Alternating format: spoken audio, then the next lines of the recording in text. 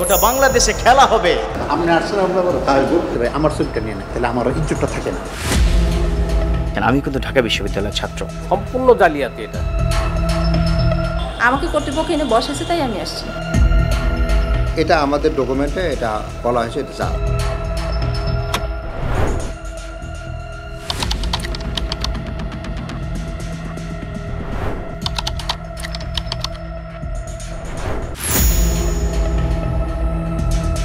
ধর্মীয় শিক্ষার প্রসার, মূল্যবোধ প্রতিষ্ঠা ও মানবিক উন্নয়ন সাধনে ১৯৭৫ সালে প্রতিষ্ঠিত হয় ইসলামিক ফাউন্ডেশন।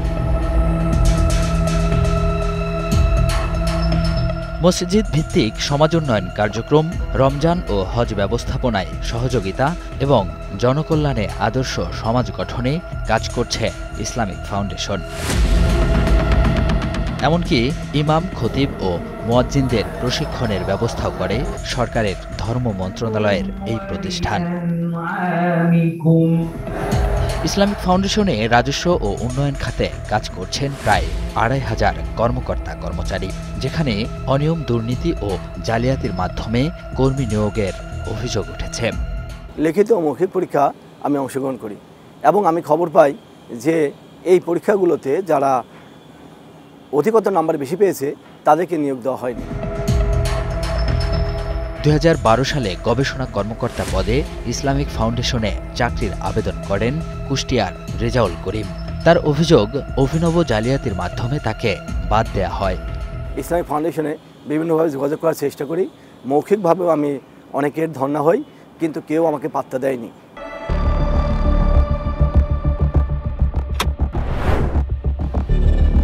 রেজাউল করিমের অভিযোগের সূত্র ধরে অনুসন্ধানে নামে স্টার নিউজ। রাজধানীর আগারগাঁওয়ে ইসলামিক ফাউন্ডেশন কার্যালয়ে এসব বিষয়ে তথ্য জানার চেষ্টা করি আমরা, যদিও অস্বীকৃতি জানান সেখানকার কয়েকজন কর্মকর্তা। পরে পরিচয় গোপন রেখে এগিয়ে আসেন একজন, তুলে দেন ফাউন্ডেশনের নিয়োগ সংক্রান্ত বেশ কিছু নথি। এসব নথি পর্যালোচনা করে দেখা যায় অনিয়ম, দুর্নীতি, স্বজনপ্রীতি, জালিয়াতি এবং বিভিন্ন কারসাজির মাধ্যমে নিয়োগের নানান তথ্য। এর মধ্যে একটি জাতীয় বিশ্ববিদ্যালয়ের অনার্স সার্টিফিকেটে চোখ আটকায়। তথ্য রয়েছে যে সার্টিফিকেট জাল করে ২০১৫ সালে সহকারী সম্পাদক পদে চাকরি নেন ফখরুল আলম নামের একজন। আমরা সনদটি যাচাই করতে চাই। গন্তব্য গাজীপুরে অবস্থিত জাতীয় বিশ্ববিদ্যালয়ে। সনদ আসল নাকি জাল সে বিষয়ে কথা হয় পরীক্ষা নিয়ন্ত্রকের সাথে। রুল নম্বর দেওয়া আছে ৫-১১-৪-৭৭। এই রুলের যে ফলাফল যেটা ছিল এটা আমাদের ডকুমেন্টে এটা বলা হয়েছে, এটা জাল। ফখরুল আলমের দাখিল করা অনার্সের সার্টিফিকেট যাচাই করে দেখা গেল সেটি জাল। জাতীয় বিশ্ববিদ্যালয়ের পরীক্ষা নিয়ন্ত্রকও বিষয়টি নিশ্চিত করলেন, অথচ সেই সনদ দিয়ে ১০ বছর ধরে চাকরি করছেন ইসলামিক ফাউন্ডেশনে। কে এই ফখরুল আলম সেটিও আমরা খুঁজে বের করেছি। প্রকৃত নাম ফখরুল আলম হলেও নিজেকে পরিচয় দেন শাইখ ফখরুল আলম আশিকি নামে। অনার্সের সার্টিফিকেট জাল হলেও দাবি করেন ঢাকা বিশ্ববিদ্যালয়ের সাবেক শিক্ষার্থী হিসেবে। আমি কিন্তু ঢাকা বিশ্ববিদ্যালয়ের ছাত্র। ও দুনিয়ার গোলাম, তোমরা যদি শুকরিয়া জ্ঞাপন করো। বিভিন্ন এলাকায় ওয়াজ নসিহত করেন এই ফখরুল আলম। টেলিভিশন অনুষ্ঠানে উপস্থাপনার পাশাপাশি দুর্নীতি বিরোধী বয়ানের কারণে বেশ সাড়াও পেয়েছেন। গোটা বাংলাদেশে খেলা হবে, যেখানে দুর্নীতি সেখানে যুবকরা প্রতিবাদ করবে। আপনার রোজগার যদি হারাম হয়, কোশ্চেন কেন আল্লাহ আপনার দোয়া কবুল করবে না। ফখরুল আলমের মুখোমুখি হব, কর্মস্থলে না পাওয়ায় কথা হয় মুঠোফোনে। ভাই, আপনি তো সনদ জালিয়াতি করে চাকরি নিয়েছেন, আমাদের কাছে তথ্য প্রমাণ আছে। আমাকে একটু সুযোগ দেন, আমি কথা বলবো ইনশাআল্লাহ। জালিয়াতি করেও যেন অনুশোচনা নেই। স্টার নিউজের অনুসন্ধান চলাকালে এরই মধ্যে সাময়িক বরখাস্ত হন ফখরুল আলম। ইসলামিক ফাউন্ডেশন থেকে পাওয়া নথিতে আরেকটি জালিয়াতির তথ্য মেলে। বিজ্ঞপ্তিতে ধর্মীয় প্রশিক্ষক পদে শিক্ষাগত যোগ্যতায় কামিল ডিগ্রি চাওয়া হয়, কিন্তু সাধারণ স্নাতকোত্তর ডিগ্রি দিয়ে প্রথম শ্রেণীর চাকরি বাগিয়ে নেন জুবায়ের আহমেদ। চাকরি পেতে দাখিল করেন নামমাত্র অভিজ্ঞতা সনদ। আমরা জুবায়ের আহমেদেরও মুখোমুখি হব। আজকে আমি ডকুমেন্টস হতে পারবো এবং আপনি আমার ভাই, এর মূলটা পাইছে হলো আমি এই ভাই তুমি অফ করো, ভাই আমার ছবিটা নিয়ে না, কারণ কি দেখলি মানুষ বুঝবে আরে ইমুকে 2 নম্বরই করছে, তাহলে আমার ইজ্জতটা থাকে না।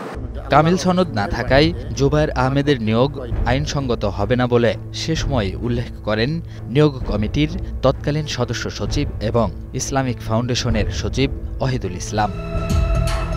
যার অভিযোগের সূত্র ধরে অনুসন্ধান শুরু সেই রেজাউল করিমের কাছে আবারও ফিরব, যিনি নিয়োগ বঞ্চিত হয়ে 13 বছর ধরে মানবেতর জীবনযাপন করছেন, কিন্তু কোনো সুরাহা পাননি। তার জায়গায় গবেষণা কর্মকর্তা পদে চাকরি করছেন সাদিয়া শারমিন নামের একজন প্রথম শ্রেণীতে প্রথম হওয়া ছেলে, সে কোনো সরকারি বড় চাকরিতে যেতে পারি নাই। এটা আমার জীবনে চরম একটা কষ্ট, আমি আজও গেলানিতে ভুগি। এটি হচ্ছে নিয়োগবঞ্চিত রেজাউল করিমের নম্বরপত্র, যেখানে দেখা যাচ্ছে রেজাউল 71 নম্বর পেয়ে পরীক্ষায় প্রথম হন, কিন্তু শীটে 10 কমিয়ে তার নম্বর দেখানো হয় 61। এই নম্বর জালিয়াতির কারণে পরীক্ষায় প্রথম হয়েও বঞ্চিত হন রেজাউল করিম, আর তার জায়গায় কম নম্বর পেয়ে গবেষণা কর্মকর্তা পদে নিয়োগ পান সাদিয়া শারমিন।